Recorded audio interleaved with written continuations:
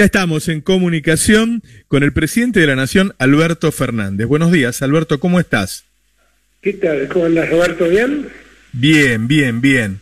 Bueno, ¿pudimos comunicarnos con la línea o con el celular? ¿Vamos a estar bien? Con la línea, con la línea. Ah, bueno. Mirá, yo vi todo el reportaje que diste ayer y me parece que quedaron un montón de cosas claras. Sin embargo, los títulos de hoy, las denuncias judiciales y qué sé yo, tienen que ver con una frase referida a cuando te decían, bueno, le están pidiendo seguridad para los fiscales porque están en peligro y qué sé yo, y vos te referiste y hiciste una comparación con el caso de Nisman. Entonces quería empezar la nota preguntándote a qué te quisiste referir y que aclaremos esta frase. No, en verdad la pregunta no fue que me dijeran que los fiscales estaban preocupados por la seguridad. Me dijeron si yo no temía que le pase lo mismo que le pasó a Nisman. Esa fue la pregunta. Entonces,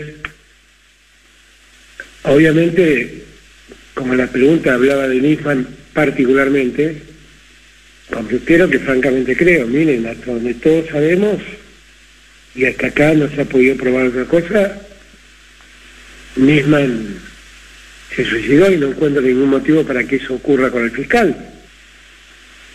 Ahora, si la pregunta era la que vos me estás diciendo, ¿no tiene miedo o cómo se preocupa usted por la seguridad de los fiscales en un caso como este? Ese comentario fue anterior, sí. Si esa hubiera sido la pregunta, yo hubiera dicho, no, miren, en mi gobierno no amenazamos, ni perseguimos, ni operamos, ni sobre fiscales, ni sobre jueces, y por lo tanto nadie tiene que sentirse en riesgo. Yo ayer puse muy de relieve en el reportaje que una de las tranquilidades que tengo es que yo les prometí a los argentinos terminar con las malas prácticas de los servicios de inteligencia, operando en la justicia, de armar causas judiciales, de hacer mesas judiciales, y para mí eso es un orgullo. Definitivamente, nosotros pudimos terminar con esas prácticas y de esa manera pudimos ponerle fin a esas cosas que pasaron en otro tiempo y que yo no quiero que sigan ocurriendo en favor de la democracia. Lo que siento es que ha habido una enorme tergiversación de lo que dije. O sea, la frase aislada, que dije básicamente eso, tiene que ver, aparece el nombre de Nisman porque fue parte de la pregunta, y fue parte de la pregunta concreta. No tiene miedo que le pase lo mismo que le pasó a Nisman. Y la verdad fue una pregunta que me sorprendió, porque me pregunté qué quiere ver Nisman en todo esto. Pero bueno, no, yo no tengo ningún temor que pueda pasar eso, y el gobierno claramente, así como no opera sobre jueces y fiscales, le da seguridad a los jueces y fiscales. Y en eso no hay nada más que discutir. Uh-huh. Creo que el problema central, también debo confesarlo, es que mi respuesta también pone en crisis un relato del medio en el que estuve, de TN y de muchos otros sectores del periodismo, que insisten en decir que lo de Nisman fue un homicidio. Y la verdad, hasta acá no hay ninguna prueba que diga semejante cosa. Y claro, bueno, yo entiendo que desbaratar el relato nos complique, pero hablé francamente lo que veo. Hasta Netflix le dedicó un documental de 6 capítulos al tema y saca más o menos la misma conclusión que yo. Uh-huh. Y hasta hay una causa en donde se investiga el asesinato. Hasta acá la justicia no ha dicho otra cosa. Esta es la verdad. Estamos discutiendo, hay una sola persona procesada que fue la que le dio el arma, pero no está acusado de homicidio. Uh-huh. ¿Vos tenés alguna presunción al respecto? ¿Vos pensás que se suicidó? Yo me guío por lo que pasa en la justicia. La justicia, yo no sé cuál, en el 18 fue esto lo de Nisman. O sea que hace 2000, no, 18 no, ¿qué estoy diciendo? En el 2000, ¿en qué año fue lo de Nisman? 15, fue enero de 2015 fue, Alberto. O sea que hemos pasado 7 años y hasta acá la justicia no ha dicho otra cosa. No ha dicho otra cosa, no conocemos otra cosa. Y francamente, vuelvo a repetir, el nombre de Lima no lo introduje yo, lo introdujeron los que me hicieron la pregunta. Y ahí es donde vos decís, bueno, como ellos nombraron a Nisman, yo contesté sobre el tema de Nisman. ¿Y por qué era la pregunta concreta? ¿No tiene miedo que le pase lo mismo que le pasó a Nisman? Y te dicen que claro. le pasó a Nisman. Porque hasta donde yo sé, lo de Nisman fue un suicidio. Eso fue lo que dije. Y lo que la justicia hasta acá ha dicho es que lo de Nisman fue un suicidio. Eso fue lo que he dicho.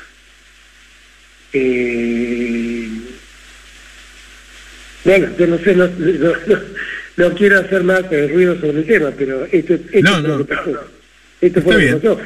Y la verdad es que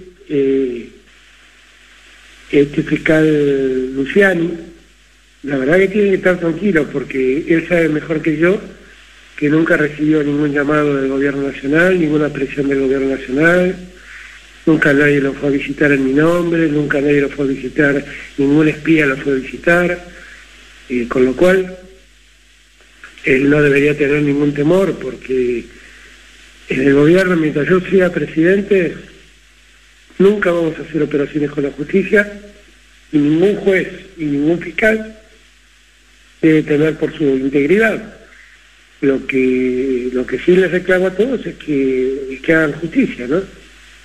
A nosotros no nos une, cuando vemos estas cosas, no nos une, como muchas veces dice la oposición, el ánimo de lograr impunidad. A nosotros nos une el ánimo de lograr justicia, de que se haga justicia. No estamos... Ha habido durante mi gestión muchas sentencias condenatorias y yo no abrí la boca. Ahora, lo que está pasando con Cristina es un tema aparte. Hablan de 3 toneladas de pruebas. ¿Vos has visto pruebas dentro de ese expediente contra Cristina?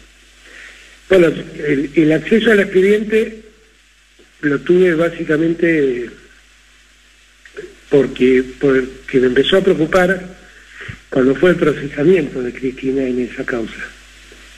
Y yo en esos días que ni siquiera hablaba con Cristina, realmente públicamente dije que eso era disparatado lo que estaba pasando.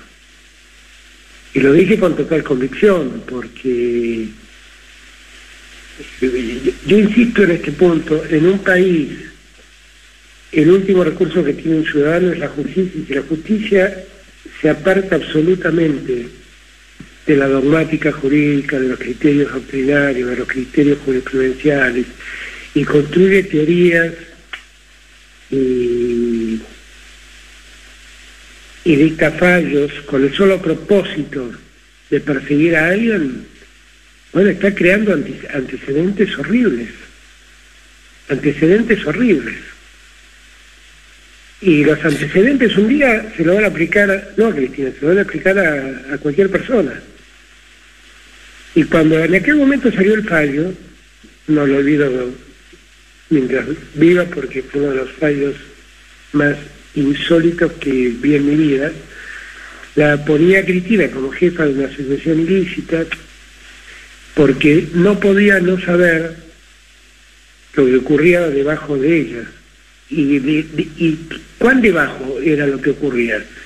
Bueno, había como 15 escalones hasta llegar a la licitación que se hacía en Santa Cruz. Y obviamente no tengan ninguna duda que Cristina no tiene la menor idea cómo se certificaban las obras, ni en Santa Cruz, ni en Salta, ni en Formosa, ni en Mendoza, ni en Córdoba, porque un presidente no está dedicado a eso. No tiene forma de dedicarse a eso. Está claro. Entonces, ese era el primer punto que me preocupaba, ¿no? El concepto del no podía no saber. Para que todo el mundo me entienda, a Cristina, el fiscal Luciani le atribuyó delitos dolosos, le atribuyó administración fraudulenta, asociación ilícita, incumplimiento de los deberes de funcionario público. Son todos delitos que exigen dolo directo. Que exijan dolo directo quiere decir que la persona quiera cometer esos delitos. El dolo en un delito hay que probarlo. Esa es la tarea del fiscal. Ahora, si el fiscal dice no podía no saber, quiere decir que no lo ha probado, quiere decir que lo intuye. O sea, yo puedo decir, Roberto, no puedo creer que no sepas lo que va a decir un columnista tuyo en tu programa, pero eso no quiere decir que vos querías que el columnista diga eso. Entonces, en aquella prisión preventiva empezó esta teoría del no podía no saber.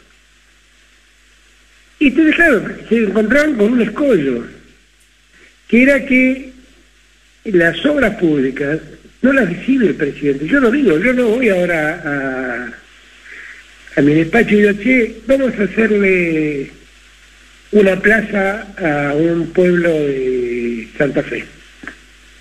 Yo no puedo hacer eso.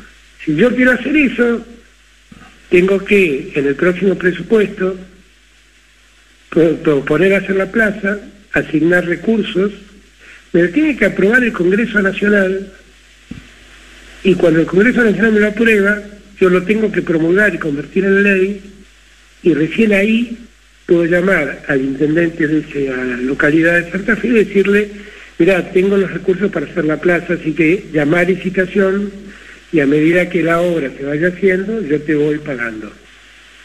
Así funciona.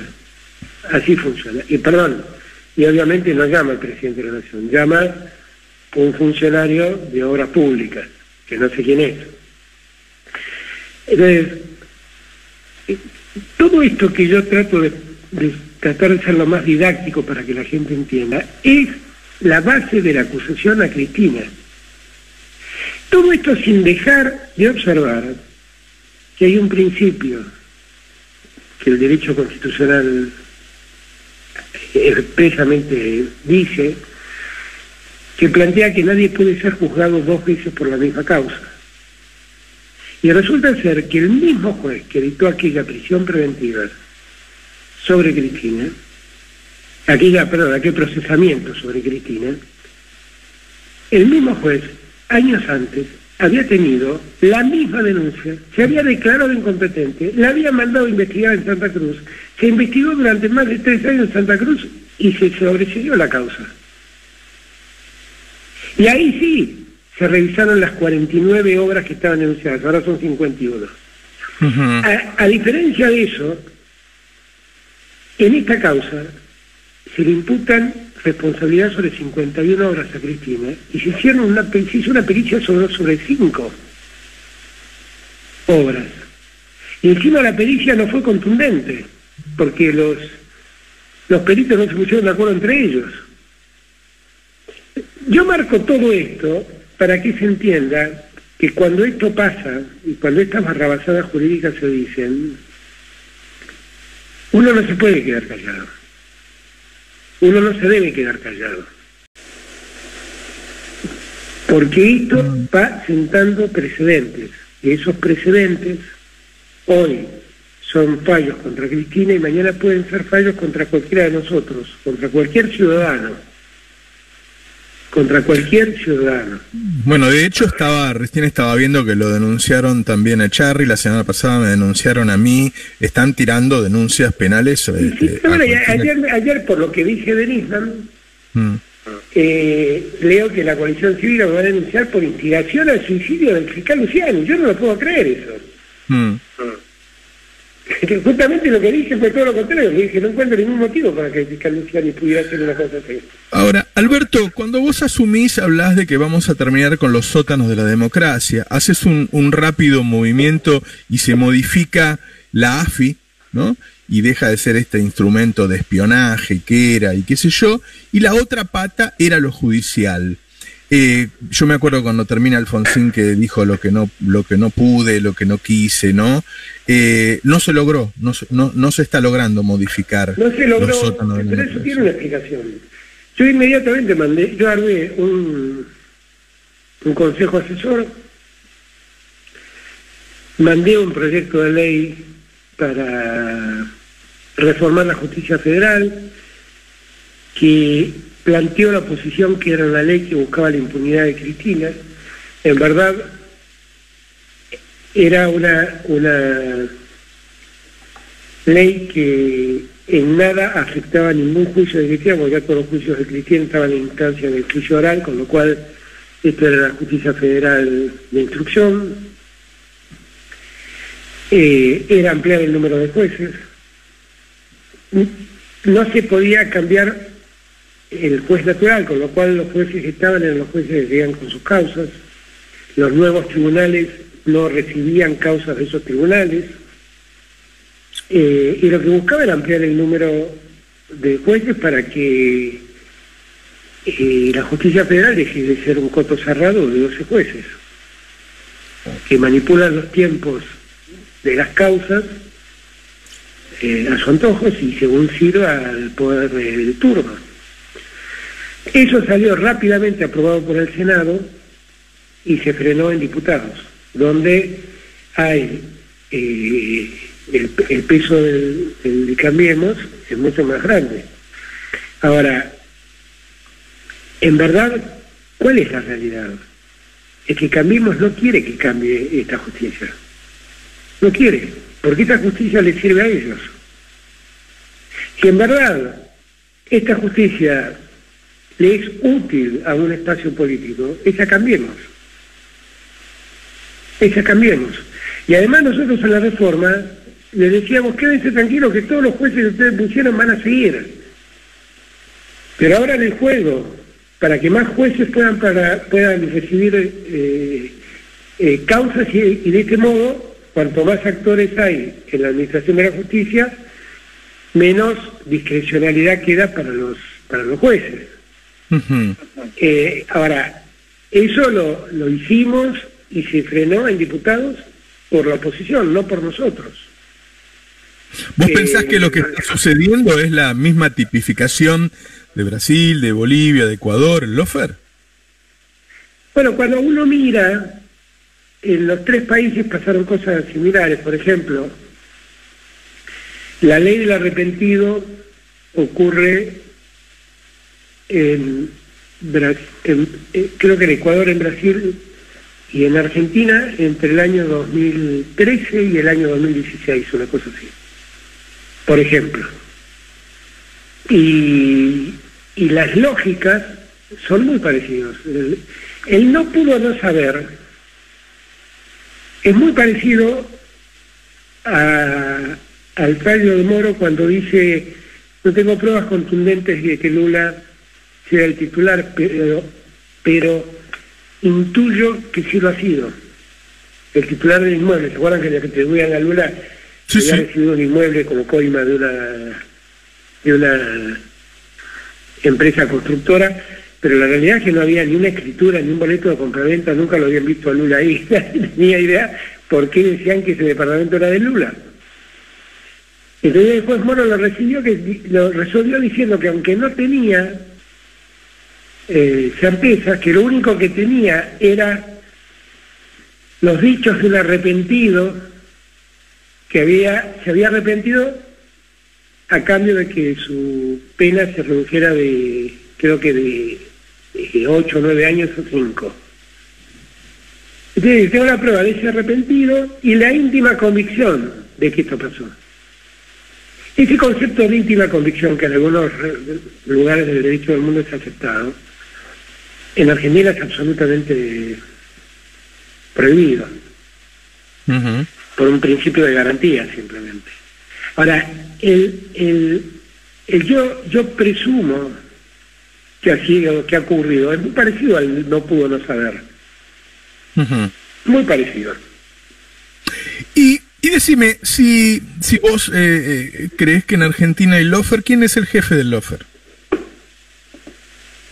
Yo creo que la Argentina lo que tiene es un sistema judicial que no es de ahora, desde hace muchas décadas se pone al servicio de los poderes fácticos y de los poderes de turno, y cada vez el sistema se fue corrompiendo más.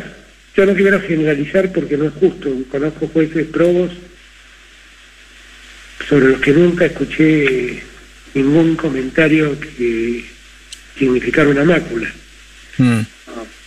Hablo de Rafecas, o hablo de Casanelo, por ejemplo, o María Salvini, que nunca escuché ningún comentario que la dejara mal parada en este aspecto, pero el sistema fue un sistema que se fue corrompiendo, y entonces estos fallos no es que asoman ahora, la prolongación de los expedientes durante décadas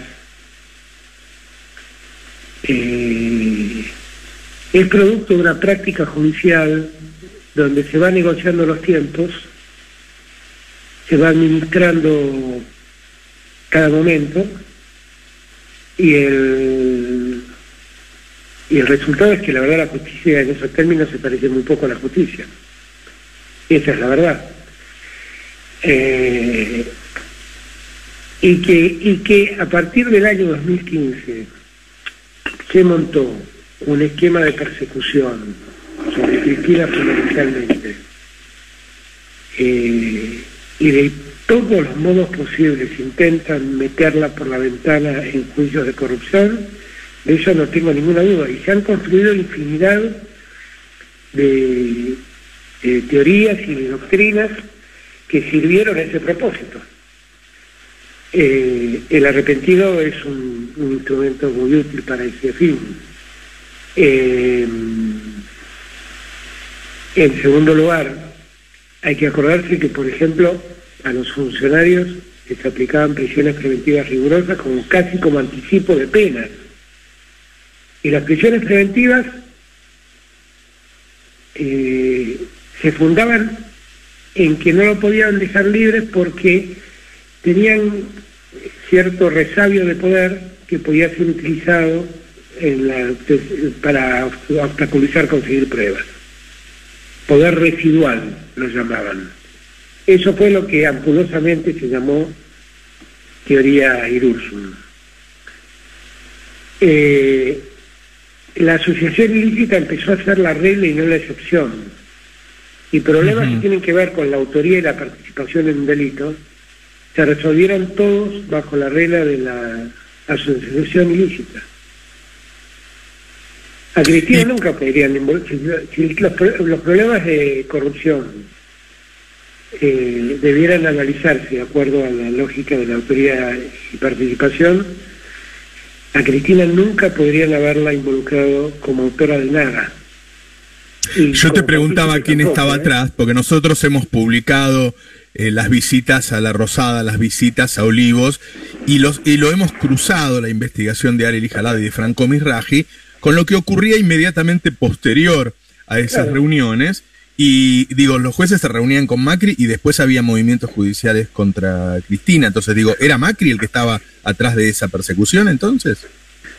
Y bueno, es que lo que pasa es que todo es tan sórdido que todo se vuelve creíble, todo puede ser. Digo, yo conozco jueces, obviamente, en la vida académica hay muchos jueces que fueron alumnos míos, inclusive. Y la vida académica me ha llevado a tratarlos. Pero nunca en mi vida llamé a uno de esos jueces para decirle hacer o dejar de hacer esto en una causa. Y nunca en mi vida los invité a jugar al fútbol o a jugar al pádel o a almorzar o a cenar como pasatiempo, porque entiendo que también las formas pesan. Y si yo hiciera una cosa así, me sería muy difícil explicarlo. Y trato de hacer cosas que siempre puedo explicar. El hecho de que jugaran al fútbol juntos el juez, los fiscales en la cancha de Mauricio Macri, ¿lo considerás una causal de recusación? Bueno, aplicando la lógica de Luciani no podía no saber que estaba jugando en la cancha de Macri, ¿no? Y el juez Jiménez Uriburu tampoco.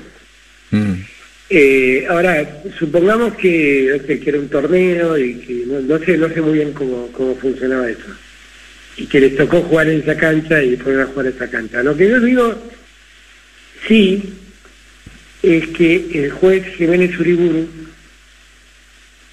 es un juez en la causa y el fiscal es una parte en la causa.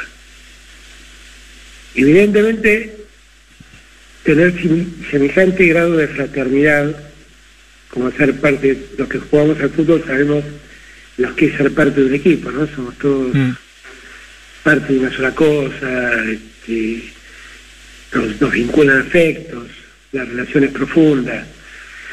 Bueno, ahí el juez me parece que debería explicar cuál es su relación con una de las partes, que en este caso es el fiscal.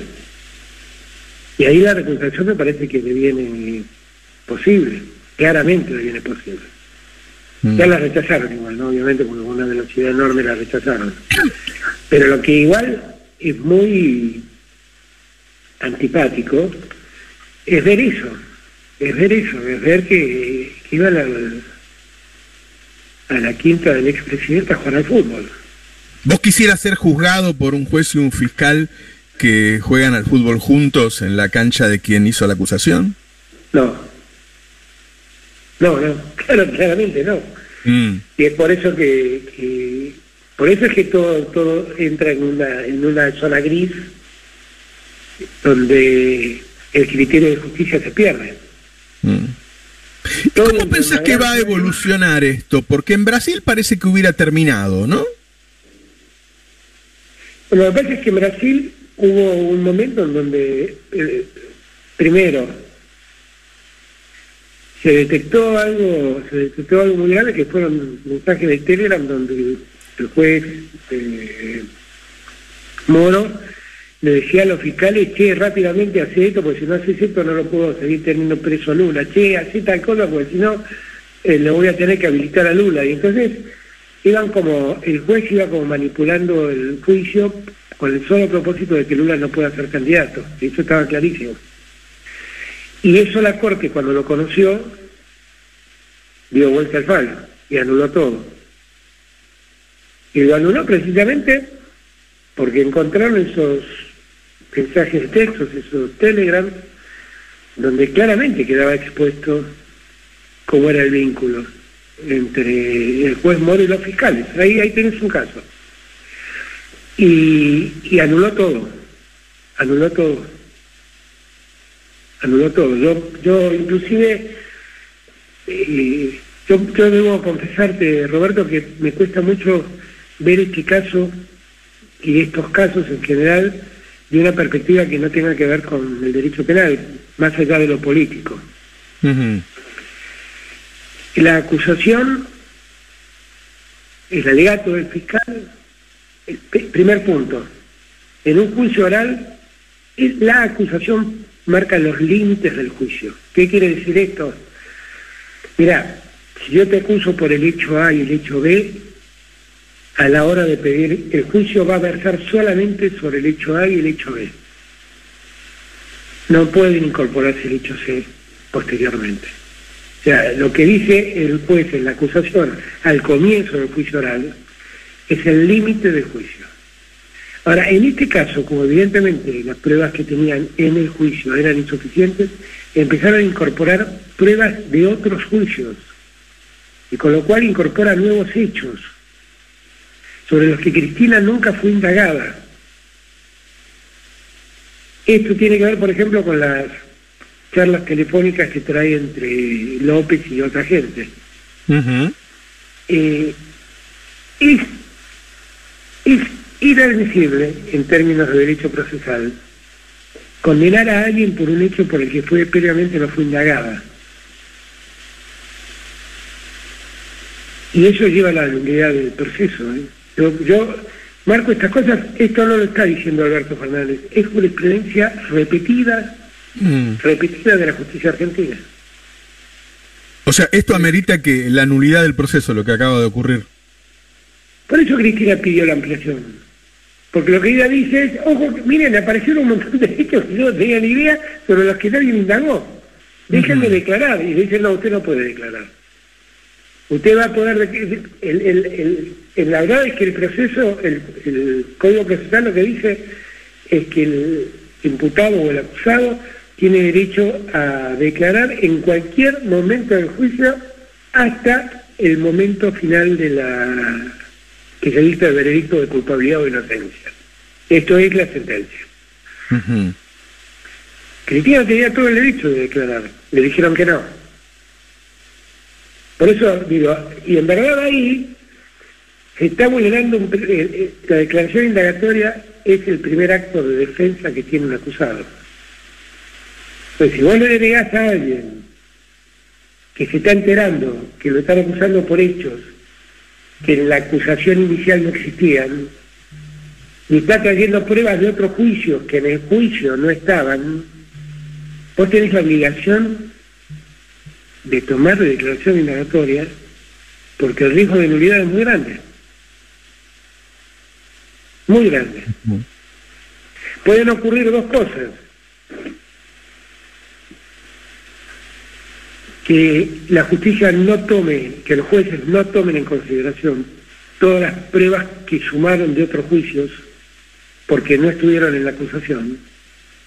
Pero si no hace esto, el resultado va a ser es que es muy posible que la nulidad del juicio ocurra, porque además lo dice el Código Procesal con toda precisión, debe ser indagado casi meticulosamente por cada uno de los hechos que se le atribuyen. Y tiene que tener derecho a acceder a toda la prueba constituida en el proceso. Por eso, este juicio es un juicio tan singular, porque la verdad es que Kafka no hubiera tenido la inventiva de contar este juicio. Es un juicio tan singular que en términos de derecho penal a uno lo asombra, y en términos ciudadanos a uno lo preocupa, y en términos presidenciales a uno lo espanta. ¿Pensás que quieren proscribir a Cristina? Yo lo que busco, lo que creo es que hay una lógica de disciplinamiento del poder, de los poderes fácticos hacia cierta política. Y en eso creo que también le cabe razón a Cristina. Lo que pasa es que todo está cargado en las espaldas de Cristina.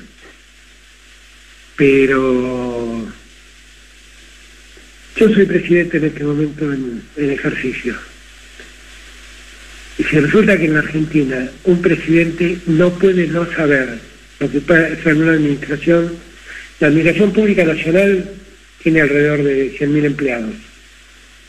¿Seriamente piensan que yo sé lo que hacen los 100.000 empleados? ¿Seriamente piensan que yo sé lo que hace un inspector de obra pública, un inspector que va a un comercio, un inspector de la DGI? ¿Seriamente piensan que un presidente puede controlar eso? Yo doy órdenes, soy estricto, y la verdad es que he hecho de la transparencia y la honestidad una regla de mi gobierno, y la verdad es que todos los días me empeño para que ningún sinvergüenza se me filtre en el gobierno y haga una sinvergüenzada.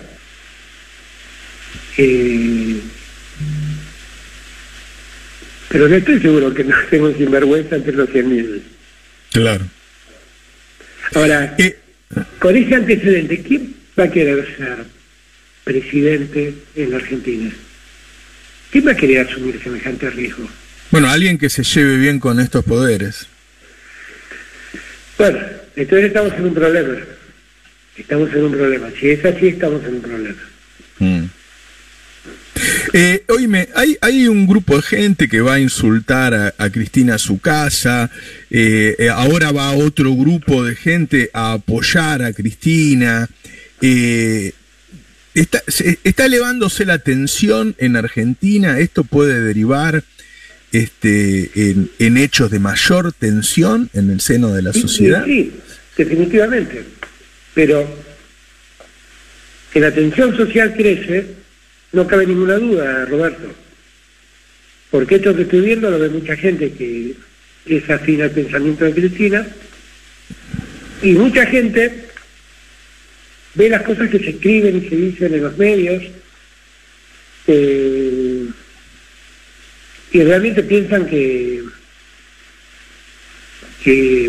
las cosas son así.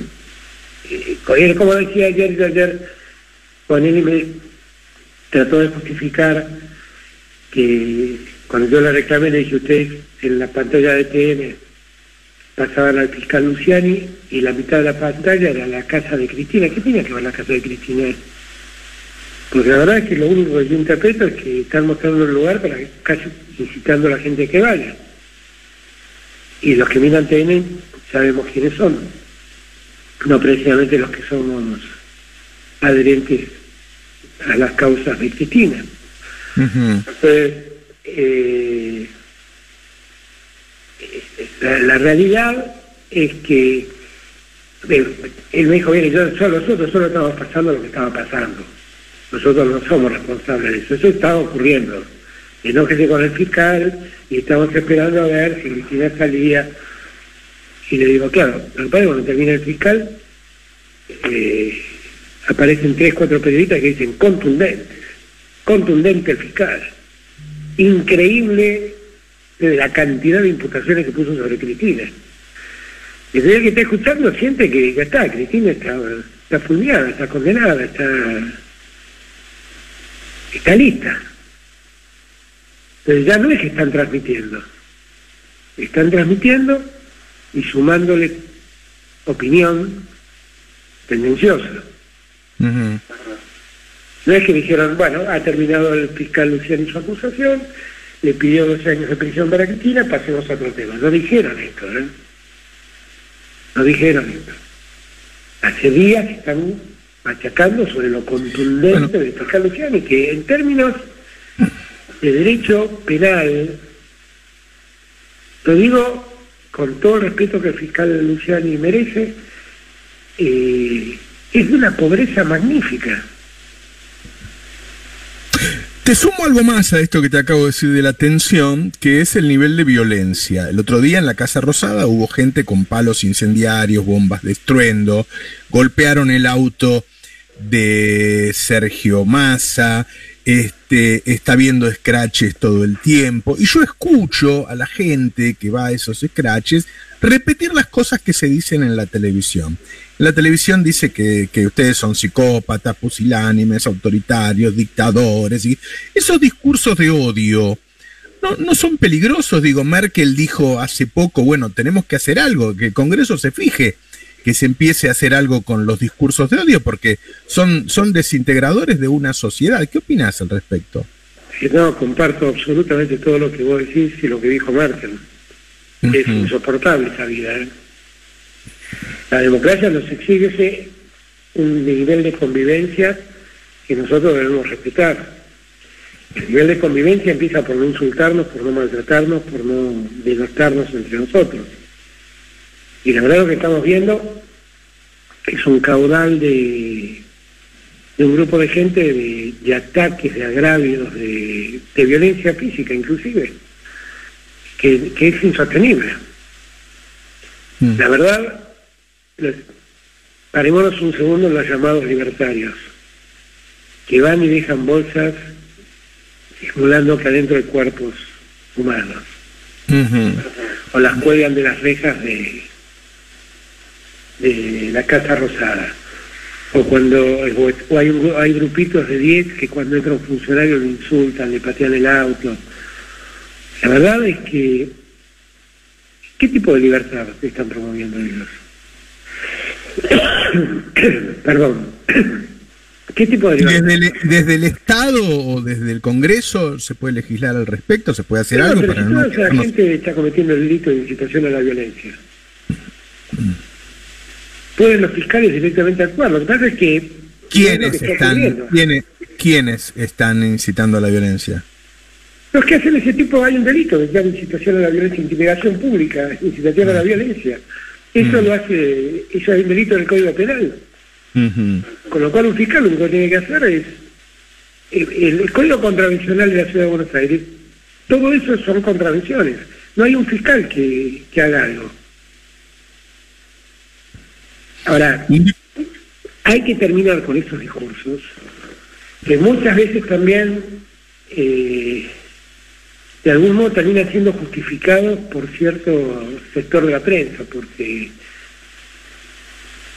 qué sé yo, ayer varias veces me preguntaron, la gente está muy mal, la gente está muy mal. Entonces, claro, bueno, si uno define que la gente está muy mal, todos terminamos creyendo que estamos muy mal.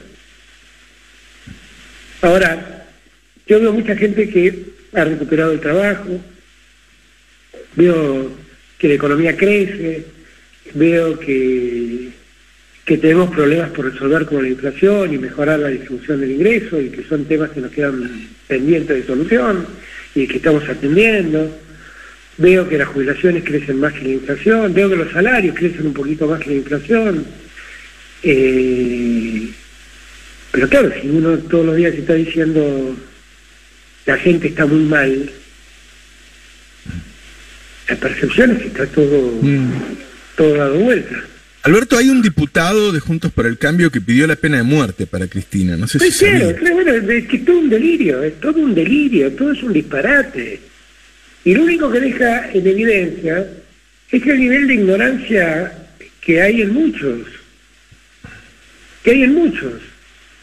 En este caso será un diputado, bueno, creo que no va a tener suerte con su propuesta de cambiar la ley y pedir una cosa semejante, pero con esa ignorancia están los tribunales, es un problema, ¿eh? Bueno, vos sabés que había una mujer con un cuchillo en la puerta de lo de Cristina que la policía la tuvo que desarmar. No sé si estás al tanto de eso. La desarmó y la mandó a la casa, ¿no? Pero digo, yo hace poco dije, bueno, un día un loquito de estos va a empezar a los tiros.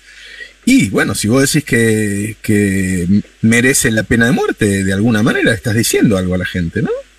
Sí, claro, y además hay gente muy enloquecida en estos términos. Y hay que tener cuidado porque todos recibimos amenazas, ¿eh? Todos recibimos amenazas. Y ¿vos recibiste amenazas? Todos recibimos. Yo también. ¿Vos recibiste amenazas de muerte? Sí, pero yo tampoco me preocupo mucho, digo, pero yo también... No, bueno, pero es un dato político muy importante, sos el presidente, Alberto. No lo sabíamos, claro, eso. Pero... ¿Y cómo te han llegado esas amenazas? Lo que pasa es que no puedo contarlo porque temo estar interfiriendo en investigaciones. ¿Se está investigando en la justicia? Está trabajando la Policía Federal. Uh-huh. ¿Cuándo fue eso? Pero no es la primera vez tampoco, ¿eh? No es la primera vez, ¿eh? ¿Te han amenazado más de una vez? No, claro, pero con esa lógica libertaria. Yo por eso me planteo, ¿cómo serán estos libertarios que afectan tanto a la libertad del otro, que no toleran al otro? Uh-huh. ¿No? Y estamos viviendo un momento singular, ¿eh? En el mundo entero, ¿eh? En el mundo entero. Lo que nosotros vimos en el Capitolio americano, uh-huh, nunca creímos que eso podía ocurrir, ¿eh? Y el promotor de lo que pasó en el Capitolio americano dice en las encuestas que está al frente ante las próximas elecciones. Donald Trump. Entonces, uh-huh, uno no puede de verdad no pueden hacerse los distraídos. No pueden. Eso es muy grave, eso pasa y todos debemos hacer algo porque deje de pasar. ¿Te sumaste, o a ver si entendí bien y está bueno que lo aclaremos hoy? Se está hablando de organizar una marcha muy importante. ¿Vos estás de acuerdo? ¿Sos el presidente del PJ? Además, ¿por qué no? Yo tengo en este precisamos? momento, o sea, que te iba a decir que no puedo hablar mucho tiempo, porque vengo reunido al Consejo del Partido por Zoom y me están esperando a mí para hablar del tema. Ajá. Pero la verdad es que a mí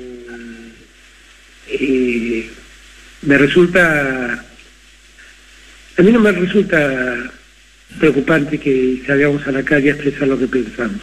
Y tampoco me resulta preocupante que los otros salgan y se expresan, en la medida que esto sea en términos democráticos, es decir, que respetemos la convivencia democrática, que no haya violencia, que no haya insultos y que cada uno pueda decir lo que piensa. Y la pregunta es, vos la impulsás la marcha. Vos en la calle. Vos sos el presidente del PJ, vos la impulsás la marcha. Yo absolutamente, claro que sí. Y yo creo que debemos hacerlo. Por eso llamé al Consejo, me están esperando que termine de hablar con vos para que me meta en el Zoom. Bueno, dame 5 más. Dale. ¿Y para qué la impulsas? No, porque yo entiendo que estamos viviendo un momento muy singular, de verdad lo digo. Yo soy hijo de un juez, me crié en una familia comandada por un juez. Amo al derecho, creo en el derecho.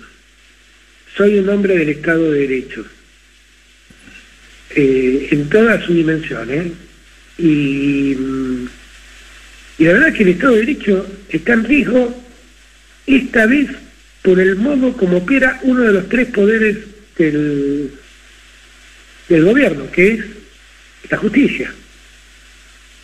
En una república hay 3 poderes: el judicial, el ejecutivo y el legislativo. El ejecutivo se expresa por decretos, el legislativo se expresa a través de leyes, el judicial se expresa a través de sentencias que en verdad están poniendo en riesgo la lógica de la democracia. O sea, todas estas teorías que yo antes mencioné, utilizar la prisión preventiva como una pena anticipada, limitar la libertad ambulatoria de personas sobre las que no hay condenas firmes, construir el dolo, construir una teoría que permite presumir el dolo de alguien, realmente son ataques a la lógica de la República impresionantes.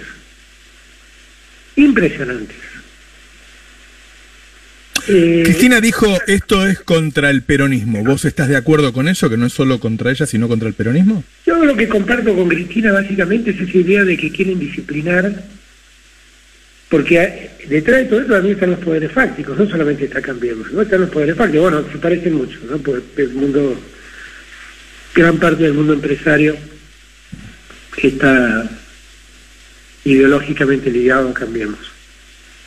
Pero si todos nosotros sabemos que las grandes empresas tienen un lobista en la justicia para resolver los casos, y cuando yo digo un lobista ante los jueces, créeme que se me eriza la piel, porque donde no puede existir el lobby precisamente es en la justicia. Yo puedo entender que haya lobby y que se reglamente para sacar una ley que favorezca una industria, una actividad, qué sé yo. Y hasta a veces pienso que mejor, como hacen los americanos, reglamentarlo y regularlo para que sea más transparente.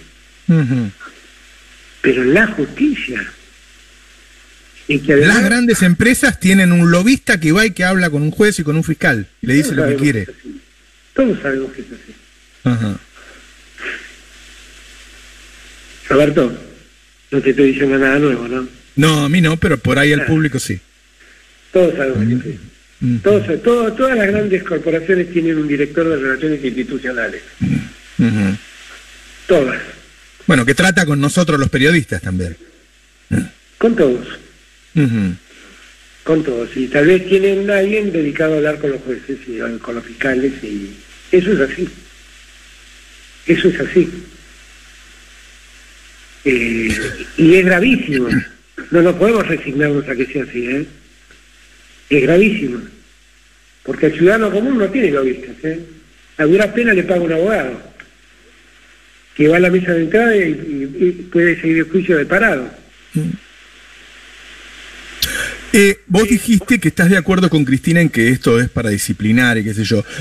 Yo conozco casos, pero te quiero preguntar a vos, si lo tenés concreto, de personas que han declinado el ofrecimiento de formar parte del gobierno justamente por temor a hacerlo objeto de persecución. Sí, yo conozco, claro que conozco.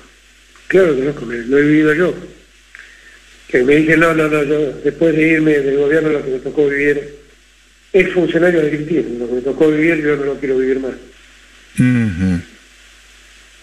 Y aclaro que son todos funcionarios que fueron sobreseídos, que ninguno de ellos llegó a instancia de juicio, solamente pudieron soportar procesos. Y la pasaron mal. Pero es que está claro, es que... Mirá, cuando yo me recibí, escribí un libro que se llamaba Juicio de la Impunidad, que lo escribí con Mona Moncalvillo y Manolo Martín. Era un juicio sobre el juicio de los comandantes. Y yo había escrito un capítulo dedicado a cómo los militares habían también atacado a los empresarios y cómo eran las herramientas que usaban en los años de Martínez de Oz para atacar empresarios y quedarse con empresas y demás. Y un expresidente de la Comisión de Valores me hizo un juicio por injurias. Expresidente de la Comisión de Valores en época de la dictadura. Echevarne se llama. Y créeme que yo tenía 25, 26 años, que cuando vi no existía el juicio oral todavía, existían los juicios, eran todos escritos. Cuando vi mi nombre en la carátula del expediente, tuve un sabor amargo horrible, ¿eh? O sea, que el expediente se llamara Alberto Fernández y otros sobre injurias. Claro. Y era un delito de acción privada, era casi un delito menor. Yo no me lo olvidé nunca, ¿eh? Mi abogado era Alberto Righi. Yo no me olvidé nunca de eso. Entonces, yo entiendo mucho lo que significa para la gente verse en esta situación. Lo entiendo mucho. Y claro que esto te disciplina, claro que esto te desalienta, claro que esto te dice...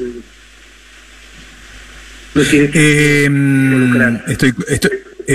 Vos estás por sumarte por Zoom al plenario del PJ Nacional y ya se han declarado en estado de alerta. Sí, ya se han declarado en estado de alerta y movilización. ¿Estás de acuerdo con esa caracterización? Yo ya estoy en estado de alerta y movilización desde hace muchos años con este tema judicial. La verdad es esta. Está bien. Voy a hacer algo... Porque también, cuando uno habla así, uno siente que generaliza y hay mucha gente proba en la justicia, que no participa de estas cosas. Pero hace muchos años me invitaron en Harvard a dar un curso que era un seminario donde hablábamos varios. Y tuve oportunidad de escuchar a una mujer que hablaba de los efectos de la corrupción en la economía. Y la planteaba la corrupción como un costo, ¿no? Y entonces me acuerdo que ella empezó su exposición en una de las aulas Harvard, que son como anfiteatros, y yo ahí estaba escuchándola, ¿eh? Yo hablé antes o después de ello, no me acuerdo. O un día antes o un día después, no me acuerdo. Y ella había como un pizarrón de fórmica blanco y agarró un marcador y hizo un punto negro. Y le preguntó a uno que estaba en la primera fila, de los asistentes al seminario, le dijo, dígame qué ve usted.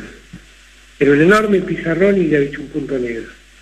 Y entonces el tipo le dijo, un punto negro. Y ella dijo, increíble, ¿no? En verdad es un gran pizarrón blanco, pero lo que él ve es el punto negro. Bueno, yo nunca me olvidé de esa clase, porque la verdad es el efecto más mortal de la corrupción. En verdad, un caso de corrupción hace que desaparezca el pizarrón blanco y todo se vuelva negro. Uh-huh. Y entonces, el secreto es juzgar adecuadamente la corrupción, mandando presos a los culpables en todo caso, pero no convertir a un gobierno en una asociación ilícita diciendo que se montó para corromper. Porque ahí lo que está pasando es que solo está mirando el punto negro y está tiñendo de negro un pizarrón blanco. Eso es lo que está pasando. Alberto, para cerrar, le pedí a la producción que ponga la pregunta que te hicieron ayer, que como vos decís, es el que pregunta, el que mete a Nisman. Por favor que lo pongan para que el presidente lo escuche. Hablando de este clima, ¿cómo toma usted, porque siempre está el recuerdo de Nisman, que la Corte haya pedido que se refuerce la seguridad sobre jueces y fiscales?